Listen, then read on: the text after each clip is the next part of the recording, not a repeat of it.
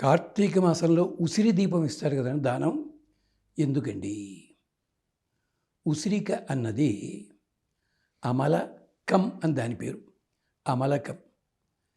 మిగిలిన కాయలకైనా వేటికైనా తొక్కు తీసుకోవడము, దాంట్లో ఉండి గింజలు తీసేయడము, లేదా టెంకలు తీసేయడము, ఇన్ని అవస్థలు పడాలి.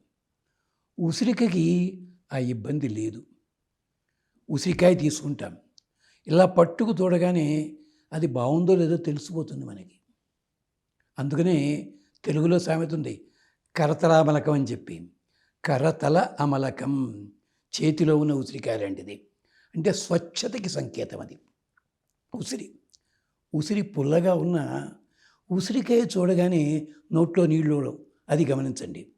అంటే ఒక వస్తువు ఆకర్షణీయమైందే కానీ మనకి చెడు బుద్ధి మాత్రం కలిగించదు. అలాగే ఉసిరికి ఉన్న గొప్పతనం ఏమిటి అంటే, మనకి లోపల ఉండే అజీర్తిని తొలగిస్తుంది, కంటి చూపు బాగు చేస్తుంది. ఉసిరి ఆకులు ఉంటాయే, ఉసిరి ఆకులు నూరి మనం తిన్నట్టయితే దానికి దొరుకుతాయి. నిద్రించేటప్పుడు రాత్రిపూట కంటి రెప్పల మీద పెట్టుకు పడుకున్నట్టయితే చూపు కూడా బాగా ఉంటుంది. ఎన్ని రకరకాల విశేషాలు ఆయుర్వేదం చెప్పింది.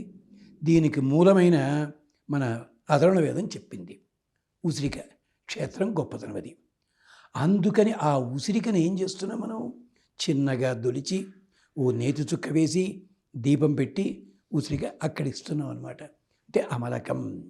ఈ అమలక విశేషాన్ని గురించి పద్మపురాణం, స్కాందపురాణం ఇంకా చాలా చెప్పారు.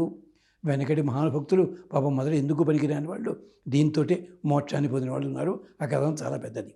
ఉసిరిక అందుకోసం అని చెప్పి